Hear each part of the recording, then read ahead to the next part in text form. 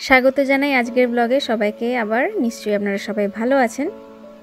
যেহেতু থাকি আমরা সুদূর প্রবাসে, যেখানে জুতো সেলাই থেকে চণ্ডীপাঠ সবই আমাদের নিজেদেরই করতে হয়, তাই বাড়িতে যখনই গেস্ট ইনভাইট করি তখন কিন্তু অনেকটা কাজ একসাথে এসে পড়ে, যেগুলোকে সঠিক প্ল্যান দিয়ে যদি এক্সিকিউট না করি পরিশ্রম কিন্তু অনেকটা বেড়ে যায়। কারণ পুরো ব্যাপারটাই তো আমাদের সামলাতে হয় এক হাতে। রান্নাবান্না অবশ্যই অনেকটা অংশ জুড়ে থাকেও, তবুও গেস্ট প্রিপারেশন বলতে কিন্তু ঘরদোর ঠিকঠাক পরিষ্কার করা, গেস্ট যে ওয়াশরুমটা ইউজ করবে সেটাকে প্রপারলি ক্লিন রাখা, তার সাথে ডাইনিং টেবিল ঠিক মতন সেট করা সবই কিন্তু থাকে। আজকের ব্লগে আমি আপনাদের সাথে শেয়ার করব এরকমই কিছু প্ল্যান আর ট্রিক্স, যেগুলো ফলো করলে বাড়িতে যে কোনো সময়ে যত সংখ্যক গেস্টই আসুক না কেন, হাসি মুখে তাদেরকে ওয়েলকাম জানাতে কিন্তু আপনি সর্বদাই রেডি থাকবেন। সব থেকে প্রথমে আমি যেটা করি, সমস্ত কাজগুলোকে 3টে স্লটে ভাগ করে নিই। নেমন্তন্ন ঠিক 2 দিন আগের কিছু কাজ, নেমন্তন্নের আগের দিনের কাজ, আর তার সঙ্গে নেমন্তন্নের দিনে কী কাজ করতে হবে, আর তার সাথে মেনুটাও ডিসাইড করে নিই। আর সেই মেনু অনুযায়ী কিন্তু যা বাজার করার থাকে সেগুলোকে কিন্তু ইভেন্টের 2 দিন আগের থেকেই বাড়িতে এনে রাখি। এরপরে আসি ইভেন্টের ঠিক আগের দিনটায়। রান্না চটপট তখনই হয় দেখবেন যদি তার জোগাড় রেডি থাকে। আদা রসুন ছাড়ানো বাটা অনেকটাই কিন্তু সময় সাপেক্ষ, তাই এই দিনটাতে কিন্তু আগে ভাগেই আমি সেই আদা রসুনটা বেটে নিই। আর তারই সাথে ডেজার্ট, যেগুলো দেখবেন শেষ পাতে একটু ঠান্ডা খেতেই ভালো লাগে, সেগুলোকে আগের দিন বিকেলেই কিন্তু আমি রেডি করে ফ্রিজে রেখে দিই প্রপার সেট হওয়ার জন্য। আমি আজকে ডেজার্টে বানাচ্ছি ফ্রুট কাস্টার্ড আর তার সাথে গোলাপ জামুন।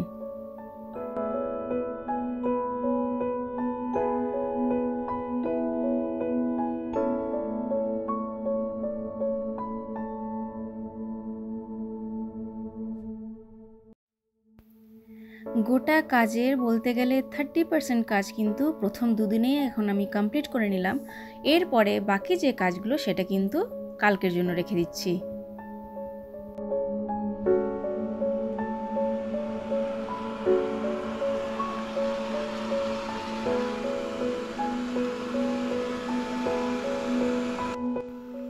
এবারে আসি তৃতীয় দিন, অর্থাৎ আজকেই ডিনারের ইনভিটেশনে লোকজন আসছে। সকালটা শুরুই করি ঘর পরিষ্কার করা দিয়ে, কারণ বেলা বাড়বে আর তার সাথে রান্নাও। আর স্টার্টারগুলো কিন্তু আমি মেন কোর্সের পরেই রেডি করি, তাতে সেগুলো রান্না করার সাথে সাথে গরম গরম সার্ভ করা যায়। আজ যারা আমাদের বাড়িতে আসছেন তারা প্রথমবারের জন্য আসছেন। এই সমস্ত সিচুয়েশনে আমি সাধারণত চেষ্টা করি তাদের ফুড হ্যাবিট, মানে তারা ভেজ না নন ভেজ খান, এবং তার সঙ্গে কোনো ফুড অ্যালার্জি কারো আছে কিনা সেটা একটু ডিটেলে জেনে নেওয়ার।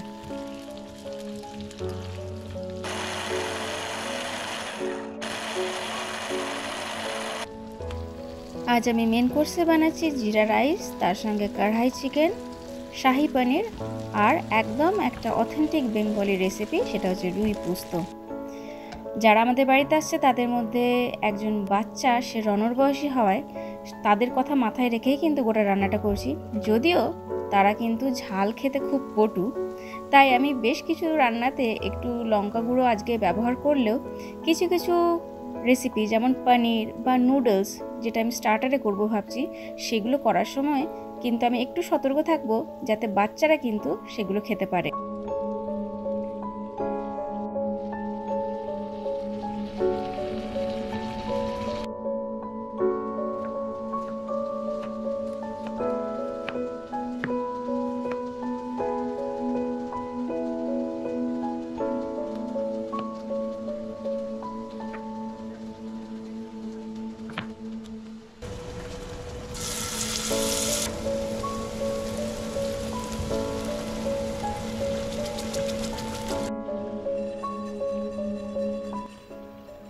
আর এসব দিনগুলোতে কিন্তু আমি চেষ্টা করি গুঁড়ো মশলা, স্পেশালি ধনে, জিরে বা মৌরি বা গোটা গরম মশলা, সেগুলোকে কিন্তু এরকম একটু শুকনো খোলায় ভেজে নিয়ে গুঁড়ো করে ইউজ করতে। বলতে পারেন ফ্রেশ মশলার যে গন্ধ, সেগুলো কিন্তু রান্নাবান্নায় মিশে সত্যি রান্নাগুলোকে কিন্তু খুব টেস্টি করে তোলে।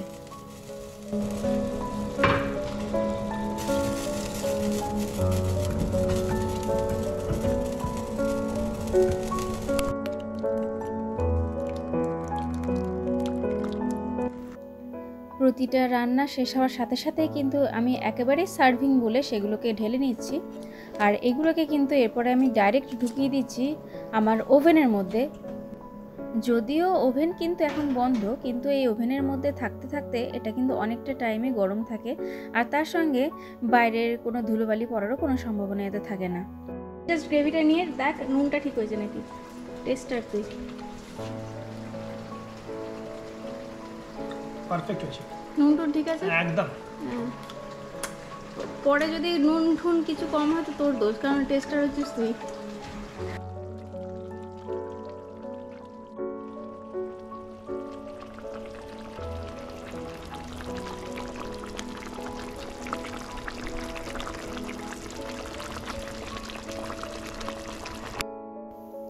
যেহেতু বন্ধুরা আমার নন বেঙ্গলি, তাই সমস্ত রান্নাই একটু তাদের টেস্ট অনুযায়ী করলেও মাছটা কিন্তু অথেন্টিক একটা বাঙালি পদই করব, রুই পোস্ত। সর্ষের তেলে কালো জিরে কাঁচা লঙ্কা ফোড়ন দিয়ে পেঁয়াজ আর টমেটো ভালো করে ভেজে নিয়ে এতে দিয়ে দেবো আগের থেকে বেটে রাখা কালো সর্ষে, সাদা সর্ষে আর পোস্ত বাটা। আর তারপরে গ্রেভিটা একটু ফুটে উঠলে এতে অ্যাড করে দিলাম আগের থেকে ভেজে রাখা মাছগুলো।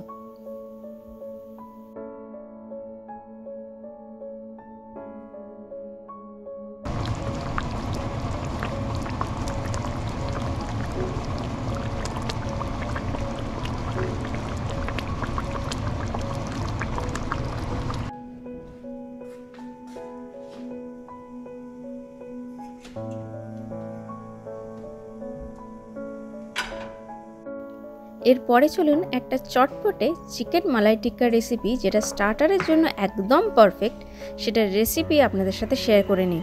ওভেন বা তাওয়া দুটোতেই কিন্তু করা যায়। আমি এখানে 1 কেজি মতন বোনলেস চিকেন নিয়েছি। এবার তার সাথে একে একে আমি এখানে 2 টেবিল স্পুন আদা রসুন বাটা, পরিমাণ মতন নুন, 1 টেবিল স্পুন গরম মশলা গুঁড়ো, তার সঙ্গে 1 table spoon chaat masala, 1 table spoon kasuri মেথি, টক দই 3 টেবিল স্পুন, আর ক্রিম বা মালাই আমাদের এখানে 1/2 কাপ লাগবে। আর যেহেতু আজকে একটু গেস্ট আসার ব্যাপার আছে, সে কারণে এটাকে একটা ভালো লুক দেওয়ার জন্য আমি কিন্তু এখানে 1 ফোঁটা মতন একটু রেড ফুড কালারও অ্যাড করব। আর সবশেষে এখানে দিয়ে দেব 2 টেবিল স্পুন সাদা তেল। এবার এই পুরো মিশ্রণটাকে ভালো করে ম্যারিনেট করে আমি ফ্রিজে রেখে দেবো ঘন্টা 2 মতন। অলরেডি এখন বাজে দুপুর 2টো, 4টে নাগাদ বের করে তারপরে সেটাকে কিন্তু ফাইনালি আমি তাওয়াতে রেডি করে নেব। আর ব্যাকগ্রাউন্ডে যে নয়েজটা শুনতে পাচ্ছেন সেটা কিন্তু তুহিন ক্রমাগত কার্পেটগুলোকে ভ্যাকুয়াম ক্লিনিং করে চলেছে।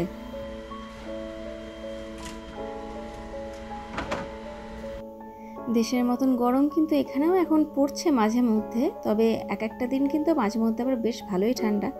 তো আজকে যেহেতু একটু গরমের দিকে ওয়েদারটা, তাই ভাবলাম ভালো দেখে একটা ড্রিঙ্ক তৈরি করি বাড়িতে। তার জন্যই চলে এসেছি বাগানে, আর কয়েকটা ফ্রেশ এরকম পুদিনা পাতা আমি কেটে নিয়ে যাব। আর আজকে কিন্তু একদম ইন্ডিয়ান স্টাইলে আমি বানাবো ভার্জিন মোহিতো।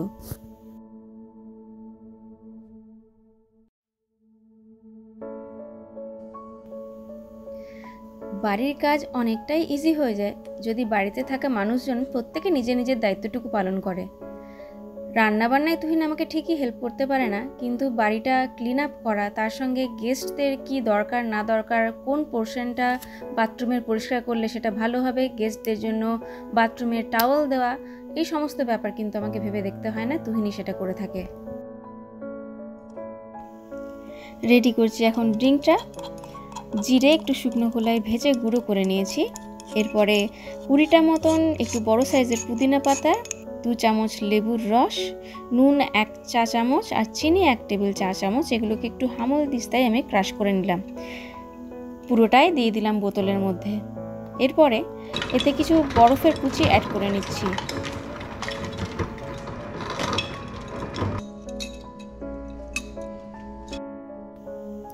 আর শেষে এতে অ্যাড করে দিলাম স্প্রাইট বা মাউন্টেন ডিউ বা যে কোনো ক্লিয়ার ক্লাব সোডা। রেডি আমাদের ভার্জিন মোহিতো।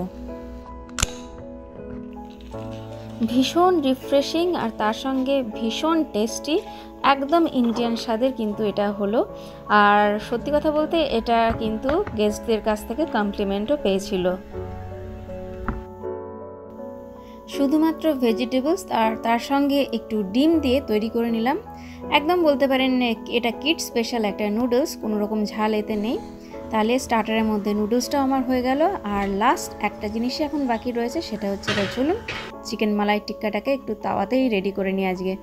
এর জন্য আমি তাওয়াতে একটু সাদা তেল আবারও বুলিয়ে নিলাম, আর তারপরে চিকেনের পিসগুলোকে একদম সুন্দর করে সাজিয়ে দেব, যাতে একটার সাথে আরেকটা কোনোরকমভাবে জয়েন্ট না হয়ে যায়। ইন্ডিভিজুয়ালি প্রত্যেকটাতে তাওয়ার উপরে রেখে আমার রেডি হয়ে গেল চিকেন মালাই টিক্কা।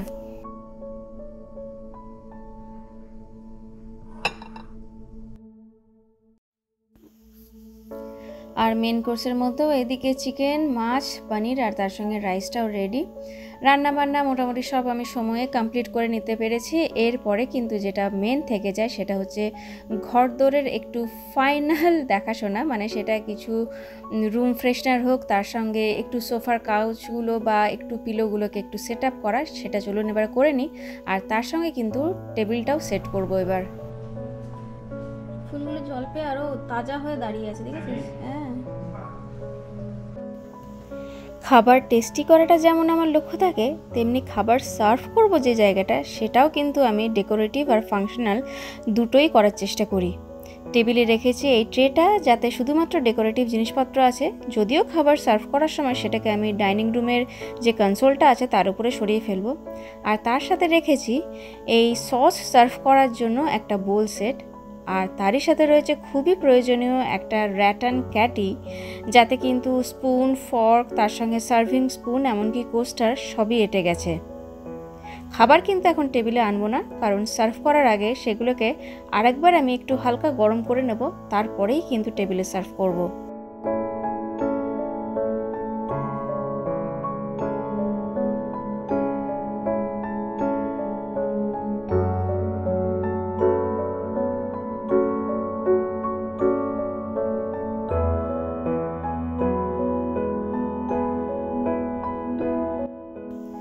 প্রস্তুতি সব এখন একদম শেষের দিকে, এবার শুধুমাত্র আমাদের নিজেদের তৈরি হওয়ার পালা।